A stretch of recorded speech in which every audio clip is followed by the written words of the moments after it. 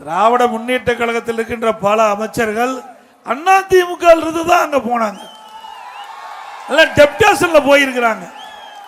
திமுகவில் ஆட்களே இல்லை, அதனால பல பேர் எம்எல்ஏ ஆயிருக்கிறாங்க அண்ணா திமுக போய். கிட்டத்தட்ட இப்போ அமைச்சரவையில் 8 பேர் அமைச்சராக இருப்பதாக எனக்கு தெரியுது. 8 பேர் அண்ணா திமுகவிலிருந்து திமுக போய் அங்க போய் ஒரு 8 பேர் அமைச்சராக இருக்கிறாங்க. திமுகவில் உழைத்தீங்கெல்லாம் திமுகவில் ரா பகலா உழைச்சு பல போராட்டம் நடத்தி ஜெயிலுக்கு போறீங்களா ஓரம் கட்டப்பட்டுட்டாங்க. அண்ணா திமுகவிலிருந்து அங்க இடம்பெயர்ந்து போனவங்க நல்ல இலாக்கா வாங்கி நல்ல செல்வ செழிப்போட இருக்கிறாங்க. அண்ணா திமுக பொறுத்த வரைக்கும் ஜனநாயகம் உள்ள ஒரு கட்சி, ஜனநாயகம் உள்ள ஒரு கட்சி. இந்த கட்சியில உழைக்கின்றவர்கள், மக்களுக்கு சேவை செய்கின்றவர்கள் தலைமைக்கு விசுவாசமா இருந்தா உயர்ந்த இடத்துக்கு வர முடியும், கட்சிக்கு பொதுச் செயலாளராக வர முடியும். நான் அந்த கட்சிக்கு உங்களால பொதுச் செயலாளர் வந்திருக்கேன்ல, திமுக வர முடியுமா? அப்படியே வர்றா இருந்தாலும் இங்கிருந்து இடம்பெயர்ந்து போனாங்கல்ல பல முன்னாள் மந்திரிகள், பல முன்னாள் சட்டமன்ற உறுப்பினர்கள் அங்க போய் எம்எல்ஏ ஆகி இப்போ மந்திரி ஆயிருக்காங்கல்ல, அவர்கள் மேலிடத்துக்கு அப்பப்போ கப்பம் கட்ட வேணும். அந்த காலத்தில் சிற்றரசுகள்லாம் அங்க இருக்கிற பேரரசுக்கு கப்பம் கட்டுற மாதிரி இங்கிருந்து அங்க போய் அமைச்சராக இருக்குங்களா சரியான முறையில் கப்பம் கட்டிட்டு இருந்தா அங்க அமைச்சர் வண்டி ஓடிட்டு இருக்கும், கப்பம் கட்டலாம் கட் பண்ணி எடுத்து விடுவோம். அப்படிதான் இருக்குது.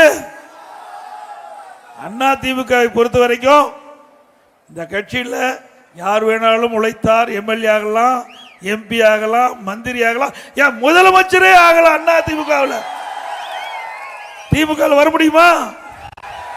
திரு கருணாநிதி குடும்பத்தை தவிர்த்து வேற எவராவது வர முடியுமா? இது உண்மைதானே? அப்படின்னா அந்த கட்சி என்ன கம்பெனி, கார்பரேட் கம்பெனி. அந்த கம்பெனியில் அந்த குடும்பத்தை சேர்ந்தவர்கள் தான் ஆட்சி அதிகாரத்துக்கு வர முடியும், கட்சியிலையும் உயர்ந்த பதவிக்கு வர முடியும். திமுக பாருங்க, திரு கருணாநிதி கட்சியுடைய தலைவராக இருந்தார், அதுக்கு பிறகு ஸ்டாலின் கட்சியுடைய தலைவர், இப்போ இளைஞர் செயலாளர் திரு உதயநிதி இருக்காரு, திருமதி கனிமொழி மாநில செயலாளர், வேற என்ன பதவி இருக்குது? அதுதான் 3 முக்கிய பதவி. அந்த 3 முக்கிய பதவியும் திமுக குடும்பத்தை சேர்ந்தவங்களே இருக்கிறாங்க. அது கட்சி முடிஞ்சு போச்சு. மற்றவங்கெல்லாம் அந்த கட்சிக்கு ஊழியம் பண்ணிட்டு இருக்கணும். அந்த ஊழியம் பண்ணிட்டு சரியா முறையில் கப்பம் கட்டிட்டு இருந்தா கட்சி பதவி தாங்க, அமைச்சர் பதவி தாங்க. அப்படிப்பட்ட கட்சி மீண்டும் ஆட்சிக்கு வர வேண்டுமா? அது மட்டும் இல்ல, சில பேர் பொன்மனச்செம்மல் புரட்சி தலைவர் எம்ஜிஆர் அவர்கள் நிறைய பேருக்கு பச்சை குத்தி விட்டாரு. இப்பதான் தெரியுது எதுக்கு பச்சை குத்துறாருன்னு, இப்பதான் நம்ம புரிஞ்சுக்க முடியுது. தனக்கு பின்னாலும் இந்த இயக்கத்தில் இருக்க வேண்டும் என்ற அடையாளத்தை காட்டிட்டு போனாரு. இன்றைக்கு யார் தீய சக்தி என்று சொன்னாங்களோ அவரிடத்துல போய் சில பேர் அடைக்கலம் புகுந்திருக்கிறாங்க. உண்மைதானே?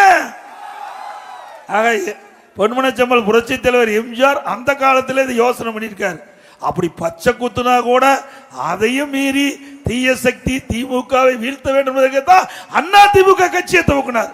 அப்படி அண்ணா திமுகவில் இருந்து அடையாளத்தை பெற்று திமுகவில் போய் பலமா செழிப்பா இருக்கிறாங்க. இருக்கட்டும், வாழ்த்துக்கள். அண்ணா திமுகவை பொறுத்த வரைக்கும் எங்க இருந்தாலும் வாழ்க அப்படிங்கிற நோக்கமுடைய கட்சி அண்ணா திமுக கட்சி. இது பொன்மனச்செம்மல் புரட்சி தலைவர் எம்ஜிஆர் உருவாக்கிய கட்சி.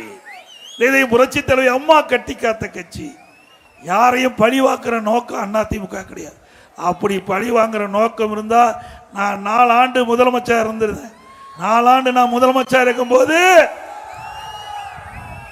பல மந்திரிகள் இன்றைக்கு நீதிமன்ற படிக்கட்டு ஏறி இறங்கிட்டு இருக்காங்க.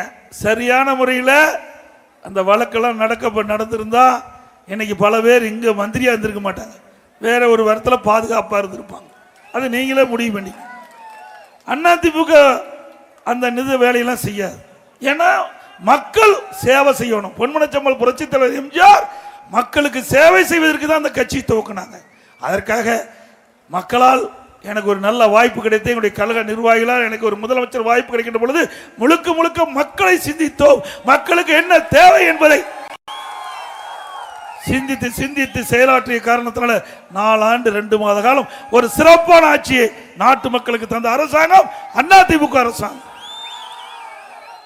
சட்ட ஒழுங்கு சிறப்பா இருந்தது.